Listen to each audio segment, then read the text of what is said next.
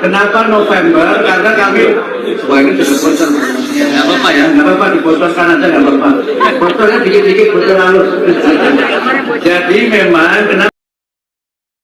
Sebelum melanjutkan menonton video ini, silakan subscribe channel ini karena setiap bulannya kami akan memberikan bonus pulsa sebesar Rp100.000 untuk satu orang jika channel ini sudah mencapai 100.000 subscribe. Alhamdulillah barusan kita luncurkan transformasi digital rumah pendidikan sebagai platform baru yang dikembangkan oleh Pusdatin Kementerian Pendidikan dan Menengah untuk memberikan layanan kepada masyarakat yang berhubungan dengan data-data guru, data-data kependidikan, dan juga berbagai aspek yang berkaitan pelayanan pendidikan seperti buku-buku mata pelajaran, kemudian video pembelajaran, kampus besar bahasa Indonesia, dan juga layanan data yang lainnya yang dapat diakses oleh berbagai pihak, termasuk juga berkaitan dengan pelaporan-pelaporan guru dan berbagai platform baru yang diluncurkan dengan sistem yang baru, yang lebih friendly, lebih mudah untuk digunakan, dan juga data-data yang mudah-mudahan juga tidak hanya data statis, tapi juga data yang dinamis, data yang memberikan informasi-informasi yang valid, informasi yang akurat, dan bisa menjadi referensi bagi para pengambil kebijakan, dan juga informasi-informasi yang berkaitan dengan materi-materi pembelajaran digital yang itu juga nanti pada waktunya kami usahakan untuk dapat dikembangkan sebagai salah satu layanan yang memudahkan anak-anak Indonesia yang mungkin karena keadaan demografinya atau juga karena domisilinya atau karena faktor-faktor lain mereka tidak bisa belajar di satuan pendidikan formal, maka mudah-mudahan ke depan dengan layanan transformasi digital dan rumah pendidikan ini mereka dapat belajar dimanapun dan kapanpun dengan cara yang mudah, dengan cara yang murah, dan ini adalah bagian dari komitmen kami untuk memberikan layanan pendidikan yang bermutu untuk semua. Saya kira itu sebagai pengantar dari kami. Mungkin kalau ada yang bisa ditambahkan oleh Ibu Hetifah, Ibu Ketua Komisi 10 kami silakan. Pertama kami mengucapkan selamat dan terima kasih atas nama masyarakat Indonesia. Kalau cukup kebiasaan jadi hadiah akhir tahun, rumah pendidikan jadi hadiah awal tahun yang luar biasa ya untuk kita semuanya. Dan dengan demikian mudah-mudahan pengambilan kebijakan berbasis data itu akan betul-betul diterapkan, Pak. Kemudian juga yang kedua, kami merasa bahwa ini menjadikan pendidikan itu menjadi lebih inklusif dan lebih transparan sekaligus. Karena dengan data itu terbuka, berarti siapapun, bahkan kita orang tua ataupun pemerintahan, termasuk kami di DPR sangat terbantu program pengawasan kami karena terbukanya data-data ini. Semoga ini bisa dijalankan dengan baik. Selamat kepada Pusdatin dan kepada Ibu Sekjen juga. Ada yang mau ditanyakan? Bagaimana dengan Silakan. yang 3T yang tidak punya internet dan listrik? Iya, jadi program yang dikembangkan ini nanti ada yang memang diakses secara online, yang internet based, tapi juga ada yang unplugged, yang tidak membutuhkan internet.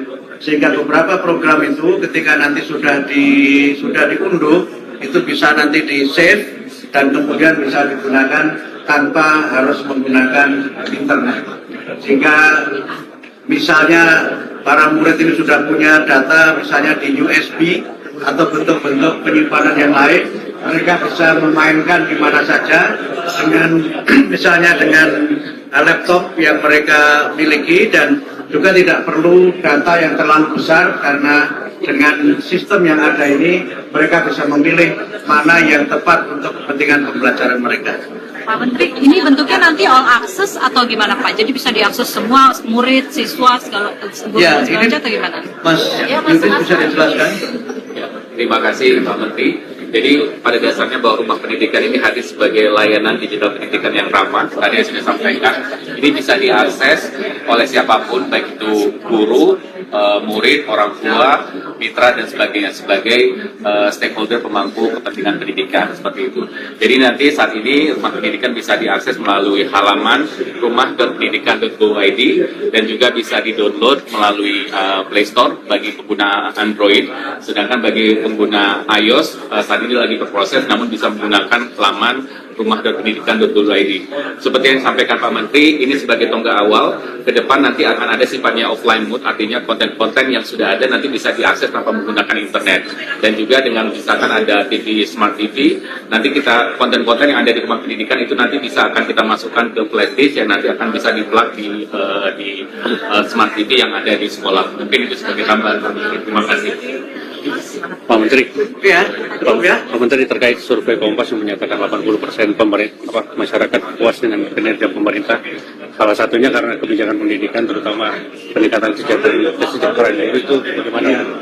Ya, pertama kami menyampaikan terima kasih kepada seluruh masyarakat yang telah memberikan perhatian terhadap kinerja kami, dan juga terima kasih juga kepada seluruh pihak, khususnya di jajaran kami di Kementerian Pendidikan Dasar dan Menengah yang telah bekerja dengan sangat sungguh-sungguh penuh dedikasi untuk memberikan layanan pendidikan yang terbaik bagi semua.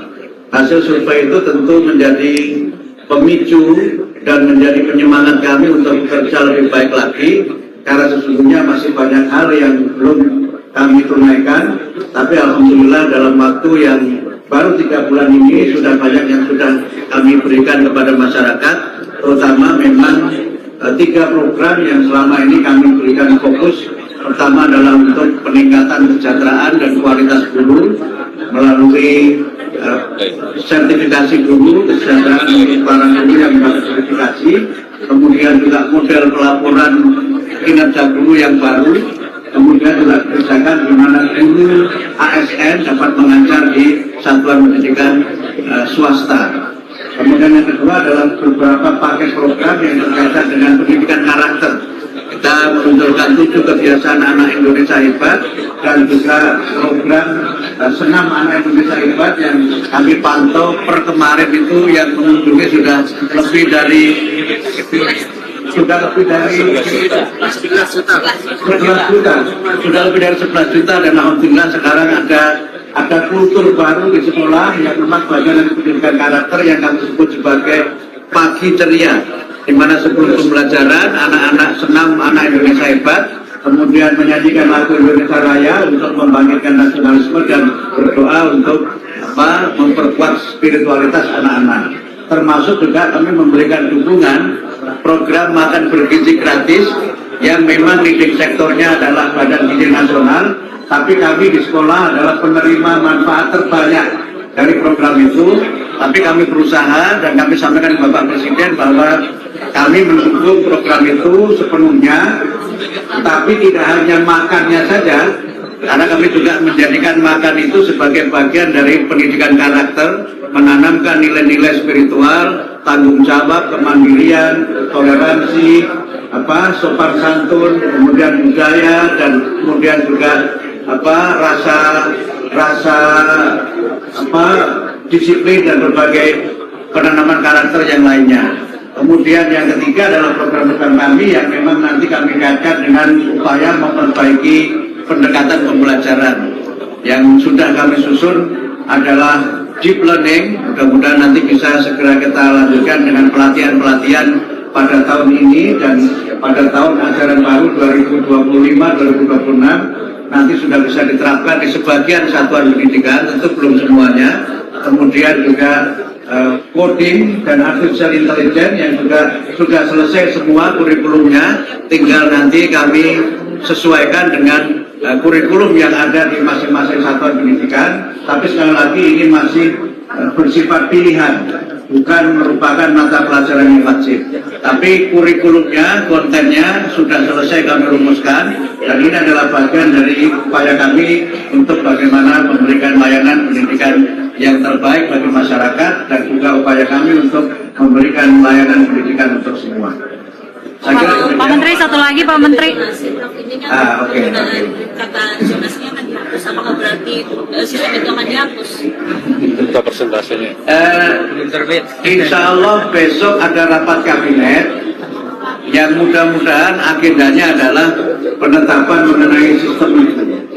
Tapi ingin kami sampaikan bahwa secara konsep semua sudah selesai, sudah kami serahkan kepada Bapak Presiden melalui Sekretaris Kabinet pada saat rapat terbatas beberapa hari yang lalu. Mudah-mudahan rapat kabinet besok sore itu dapat diputuskan. Nanti soal isinya bagaimana, ya kita diajari oleh agama untuk jadi orang yang sabar. Pak, pembelajaran di bulan Ramadan Bapak kemarin bilang udah ditandatangani. Untuk pembelajaran bulan Ramadan sudah selesai, saya sudah tanda tangan, Menteri Agama sudah tanda tangan, mudah-mudahan Pak Menteri Dalam Negeri hari ini bisa tanda tangan. Kalau beliau Pak Menteri Dalam Negeri hari ini sudah tanda tangan, mudah-mudahan sorenya bisa kami bagikan kepada rekan-rekan wartawan. Itu ya. Jadi tinggal menunggu Pak Menteri Dalam Negeri. Harusnya tadi malam sudah. Ya, mudah-mudahan sudah, karena kami ini memang bekerja dengan semangat untuk memberikan layanan yang terbaik bagi seluruh masyarakat, khususnya layanan pendidikan untuk semua. Oh ya? Cukup Pak. Deep learning itu pendekatan pembelajaran yang mungkin nanti kita akan coba lihat apakah bisa. Oh, baru ada persiapan dari Bu Arti, Pak Mendagri sudah tanda tangan, berarti segera setelah nanti saya ke kantor atau sekarang lah, mungkin nanti sudah bisa diakses teman-teman tentang pembelajaran di bulan Ramadan. Gitu ya. Oh, begini. Kenapa November? Karena kami, wah ini sudah bocor. Nggak apa-apa ya, nggak apa-apa dibocorkan aja, nggak apa-apa. Bocornya dikit-dikit, bocor halus. Jadi memang kenapa November? Karena yang kelas 12 itu kan nanti dia akan kuliah.